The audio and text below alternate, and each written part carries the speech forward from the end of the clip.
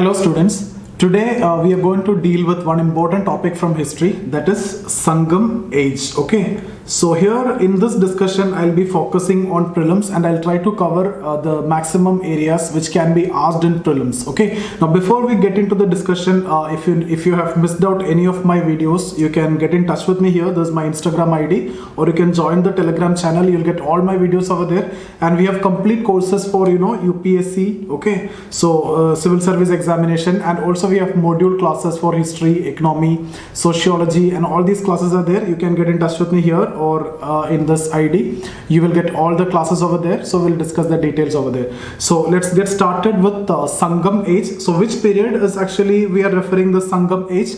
300 BC to 300 AD. Now, what do you mean by the Sangam? Sangam refers to basically assembly of Tamil poets, and in fact, just like this, directly the question was asked before. What do you mean by Sangam? Okay, so it's nothing but assembly of Tamil poets. So Sangam refers to assembly of Tamil poets. Okay, see the basic theme of Sangam, if you see, it is related to Aham and Puram. Aham means it's all about inner emotion, and Puram means it's all about outer emotion. So when we talk about inner emotions, later when we discuss about different discussions in Sangam 1, Sangam 2, Sangam 3, we will discuss this again. Aham, it's all about inner emotions like love, hatred, etc. Those emotions. When we discuss about Puram, it is outer emotions like courage, etc. Okay, so here the basic theme is basically Aham and Puram. So inner emotion as well as outer emotion. Now 3 Sangams were held. So actually we will have to discuss about Sangam 1, Sangam 2 and Sangam 3. Actually, there is no literary evidences left out or available related to Sangam 1. So we are not discussing this Sangam 1. Now Sangam 2, if you see the thing that what we need to discuss is actually related to Tolkapia, which is nothing but Tamil grammar. Okay, so Tolkapia. Now this was also asked in prelims before. What do you mean by Tolkapia? It is all about Tamil grammar. It is from the Sangam 2. Okay, so these are the 3 Sangam assemblies or assemblies which was held. So Sangam 1, Sangam 2, Sangam 3. So Tolkapia is related to Tamil grammar. Okay, so who's the author? Or by Tolkapiyar. Okay, so Tolkapiyar. So you just need to know what is Tolkapia. It is nothing but Tamil grammar. Now see, apart from this this Tamil grammar, it also give importance or information related to socio-economic and political and cultural aspect. We will discuss about the political information which was available from Sangam in detail after this. Okay, so I'll tell you what are the political information, what are the social information, etc., which are available from these assembly. So if you see Sangam 3, now here we will have to discuss 3. So first one is actually Padinenkil Kanak. So Padinenkil Kanak. I'll discuss this in detail. Then Pattu Pattu. Then Ettu Toge. These all are Tamil words. Okay, Ettu Toge. So later 2 epics were composed, that also we will discuss. Silapatigaram and Manimegalai. So these are 2 Sangam epics which were composed later. We will come to that. But here Sangam 3, this 3 is what you need to know. Padinenkil Kanakku, Pattu Pattu, Ettu Toge. Now this Ettu Toge is basically, it is all about 8 anthologies. 8 anthologies. And here also you will see these 2 groups. I've told you the basic theme is this Aham and Puram, right? So when we discuss about this 8 anthologies, there will be 2 group. One related to Aham and then Puram. So Aham means it's all about inner emotions. When we talk about Puram, it's outer emotion. Inner emotion means it could be related to love, etc. Courage, love, hatred, etc. Here it's all about courage, war, violence, etc. Okay, so these are the outer emotions. So two groups. Now again, if you see this Pattu Pattu, that also exactly the same thing. So what all things we have discussed. So same two groups are there related to Ahampuram. Now what you need to know is these three names. These three names, okay, and these two themes, okay, Aham and Puram. Now, if you see Padinengil Kanakku, it is all about this. This one is all about ethics and morals. Okay, so ethics and morals. Okay, and the most popular work is actually related to this was Tirukural. Tirukural, authored by Tiruvalluvar. Okay, Tiruvalluvar. So you can see here Tolkapia was related to Tamil grammar. Tolkapiyar. It is easy to remember the author and the work. Okay. So here Tirukural, Tiruvalluvar. Like that, some connection you have to make, and seeing Tamil words, you may be in a position to understand this is related to question from Sangam age. Okay, so I hope this much information is clear. Now, as I have discussed already, the two great Tamil epics, if you see Silapathigaram and Manimegale. Now, the Silapathigaram is by Ilango. This is by Ilango. Okay, and this is by Sidalai Sendanar. Okay, Sidalai Sedanar. So this pronunciation may not be correct. So Sidalai Sedanar. So Silapathigaram is by Ilango. This by Sidalai Sedanar. Okay, now as you already know, Sangam literature actually deals with three kingdoms. Which all are they? Chola, Chera, and Pandya. So Sangam actually deals with three kingdoms. Three kingdoms: Chera, Chola, Pandya. Okay, or Chola, Chera, Pandya. So I'll give you information related to these three kingdoms also. UPSC used to ask question from this kingdoms also, because basically this Sangam will give you information related to these three kingdoms. Okay, so we will have to discuss about the informations which are available with respect to those kingdoms also, like the capital, like the symbols, like the ports, etc. The wars which was fought. Okay, all those things we'll discuss. Now here, if you see the insights, as I've already told you when we discussed about Tolkapiam, it is not just about Tamil grammar. It also gives informations related to, or insights related to, the polity, the economic aspects, the socio-cultural aspects also. Okay, so for example, from cultural side, women was given more importance. Okay, compared to any other period or any other region. Okay, so similarly, polity, we will see, if you see the insights, if you look into political insights, if you look into the informations which are available from Sangam literatures, are basically there was a hereditary monarch. Okay, so hereditary monarch. Then there was large army of officials. Large army of officials. Now 5 assemblies. Okay, so 5 assemblies. I'll discuss this. Out of this, each terms are important. Okay, so amateurs. First one, amateurs. Amateurs means ministers. Okay, you will see Mudal Amaichar, chief minister. Now even now also in Tamil it is like Mudal Amaichar means chief minister. So you will see this words in Tamil. Even now also it is used. Okay, for ministers they call amateur. So chief ministers, or amateurs or ministers. Then Purohits, that everybody know, nothing but priest. So Purohits, it's all about priest. And Senapati. Senapati is related to military commander. Okay, so military commander. Okay, then Dutar or envoys. Okay, then Arar means spies. So this was asked before in the context of Sangam literature. What does the term Arar indicate? Okay, it's actually spies.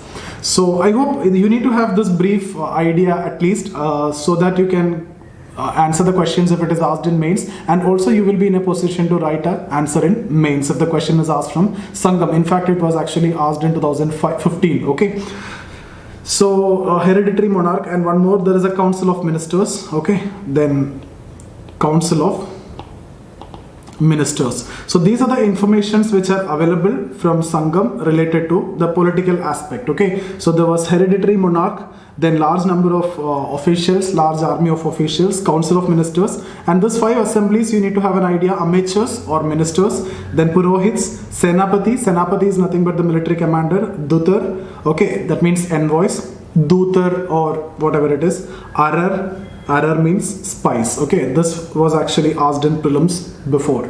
Now other informations, if you look into economic information, there was 5-fold division of land. Okay, so what are the divisions? There are 5-fold division of land, like pastoral land,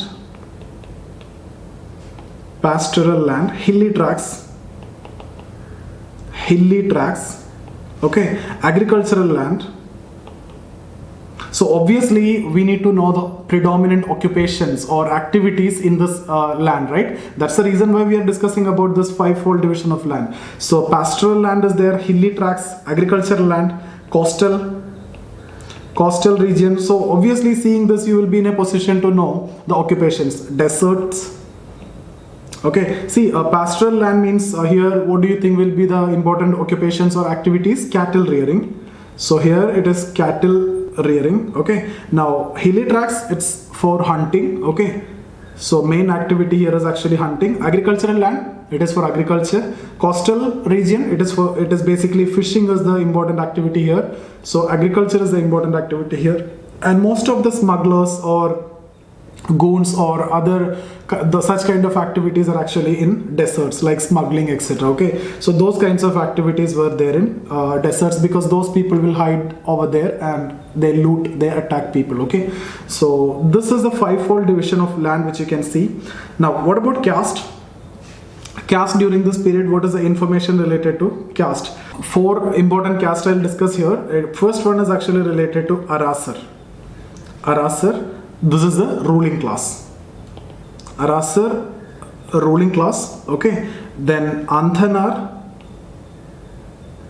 Okay, Anthanar, this is related to religion. This is the priestly class. Okay, so priestly class. Now if you compare it with the normal caste system, Brahmin, Kshatriya, Vaishya, Shudra, so this is similar to Brahmins, they are the priestly class, and this is similar to the Kshatriyas, they are the ruling class. Okay, they are the warriors. Now third one, if you see Vellalas. Okay, so Vellalas, that they are the agriculturist, and then Vanniyars, they are the traders. For example, Brahmin, Kshatriya, Vaishya, Shudra. So Shudras are mainly the coming in the last, right? Before that, Vaishyas was there. Vaishyas were majorly traders or business people.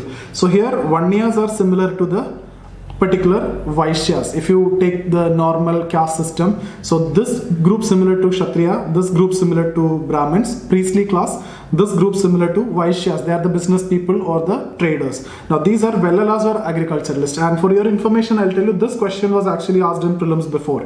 This was asked in prelims, what is this term Vanniyas refer to in the context of Sangam literature? It is traders. Okay, so these are the type of questions which was actually asked in prelims. Very simple question. You will be in a position to answer if you have some idea about this. That's why we are discussing these facts. And if you know the facts, obviously in a situation, if the question is asked in mains also, you should be in a position to write. Out of 10 marks, you will be in a position to fetch at least 5 marks. Okay, so that is the objective of this particular session.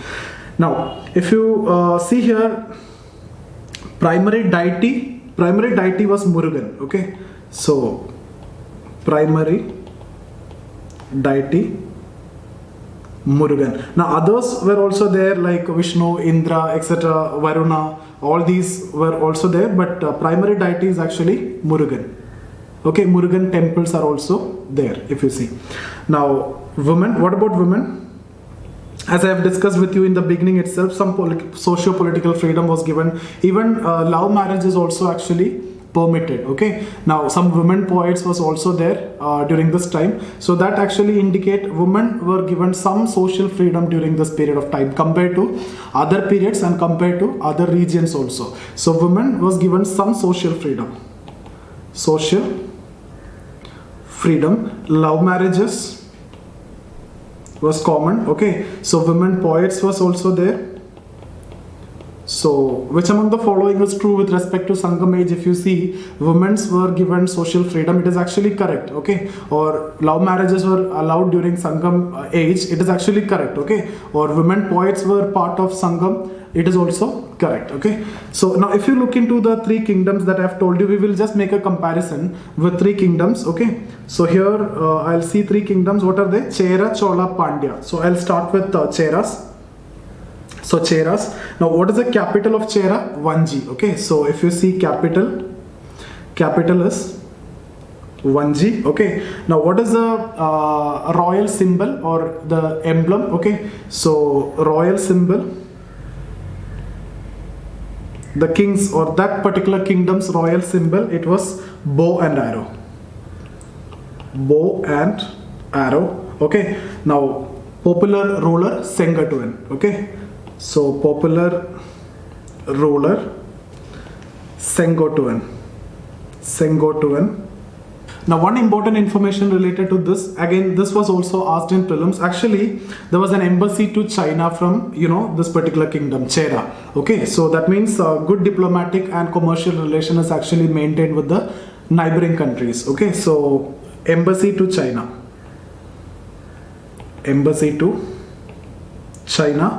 from South India. Okay, so this is a very important point. This has to be kept in mind. That's why I'm marking it with red color. Okay, so embassy to China from South India, that itself will indicate that they have maintained a good commercial as well as a political as well as a diplomatic relation with China. Okay, so that should be a very important point if this question is actually asked in mains. Apart from that, this point could be asked in prelims also.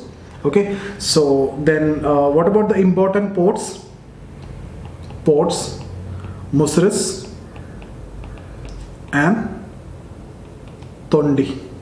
Okay, so two important ports, Musris and Tondi. Now what about Cholas?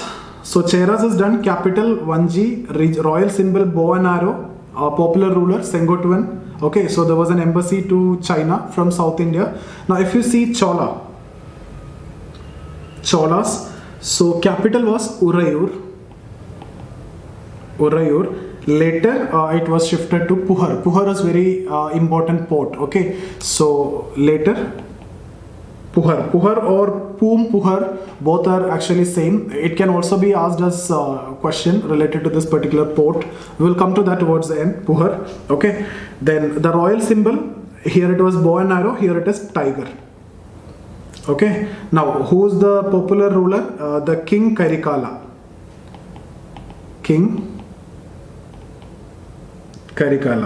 Now he fought a very famous battle. Which battle? Battle of Venni. Okay, Battle of Venni. This was also asked as a prelims question. So I have discussed many prelims questions from this particular topic. So now this battle was actually against the confederacy of Pandya, these two Pandyas and Cheras. Okay, so this was against the confederacy of Pandyas and Cheras, and he actually emerged as victorious. So this question was asked. Battle of Venni was fought against the confederacy of Cheras and Pandyas. Actually there is an important dam here. So Dam Kallayani. Okay, Dam Kallanai. So very important dam here, that is Dam Kallanai, and it was built across Kaveri river. So that actually shows this king was so concerned about irrigation, etc. So it was built across Kaveri river. So Dam Kallanai, Kaveri river, it is for irrigation. Now as I have told you, major port here is Puhar. Okay, so major port is Puhar. It is actually situated on the back of Kaveri river. So major port.